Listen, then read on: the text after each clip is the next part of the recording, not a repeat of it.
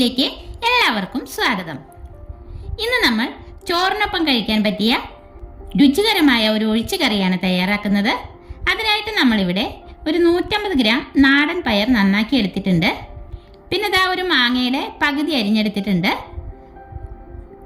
ഒരു വെള്ളരിക്ക കൂടി എടുത്തിട്ടുണ്ട്. ഇതിൻ്റെ പകുതിയോളം മതിയാകും നമുക്ക്. വെള്ളരിക്കയുടെ തൊണ്ടെല്ലാം ചെത്തി ചെറുതായിട്ടൊന്ന് കട്ട് ചെയ്തെടുക്കണം.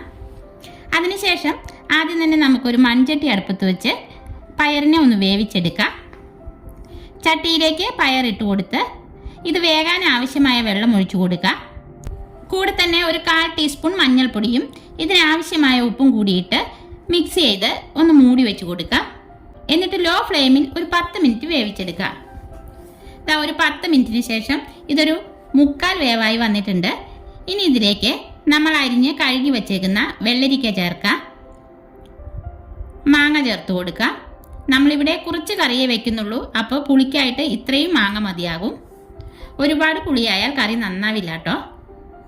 പിന്നെ ഇതിലേക്ക് 3-4 പച്ചമുളക് കീറിയിട്ട് കൊടുക്കുന്നുണ്ട്.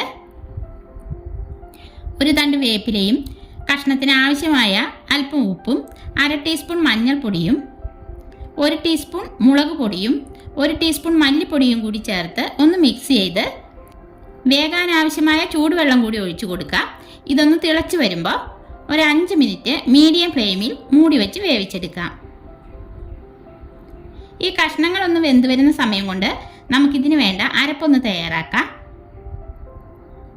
അതിനായിട്ട് നമ്മളിവിടെ ഒരു മുറി തേങ്ങയുടെ പകുതി ചിരകിയെടുത്തിട്ടുണ്ട്. ഇത് നമുക്കൊരു മിക്സി ജാറിലേക്ക് ഇട്ട് കൊടുക്കാം. 2-3 ചുമന്നുള്ളിയും 1/4 ടീസ്പൂണിൽ താഴെ നല്ല ജീരകവും കൂടി ഇട്ട് കൊടുക്കുക. ജീരകം കൂടി പോകരുത് കേട്ടോ.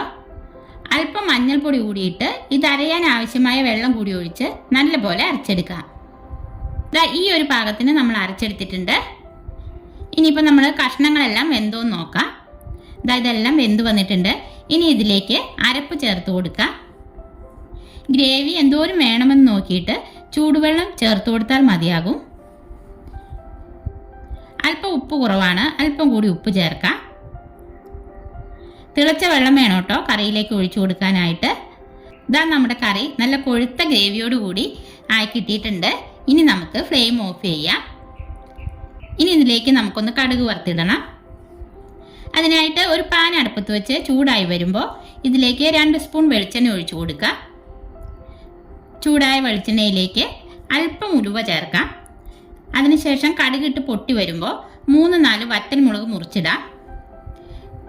കറിവേപ്പിലയും 2-3 വെളുത്തുള്ളിയും ചുമന്നുള്ളി അരിഞ്ഞതും കൂടി ചേർത്ത് ബ്രൗൺ നിറമാകുമ്പോൾ ഫ്ലെയിം ഓഫ് ചെയ്ത് ഒരു 1/4 ടീസ്പൂൺ മുളക് പൊടി ചേർത്ത് നമുക്കിത് കറിയിലേക്ക് ഒഴിച്ചു കൊടുക്കാം.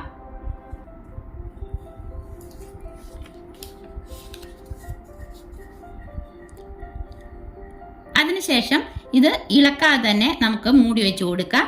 കഴിക്കാൻ നേരം ഇളക്കി യോജിപ്പിച്ചാൽ മതിയാകും. അങ്ങനെ നമ്മുടെ അടിപൊളി ടേസ്റ്റിലുള്ള ഒഴിച്ചുകറി ഇവിടെ റെഡി ആയിട്ടുണ്ട്. ഇന്നത്തെ നമ്മുടെ വീഡിയോ എല്ലാവർക്കും ഇഷ്ടപ്പെട്ടെങ്കിൽ ലൈക്ക് ചെയ്യാനും ഷെയർ ചെയ്യാനും സബ്സ്ക്രൈബ് ചെയ്യാനും മറക്കല്ലേ. അടുത്ത വീഡിയോയിൽ നമുക്ക് വീണ്ടും കാണാം.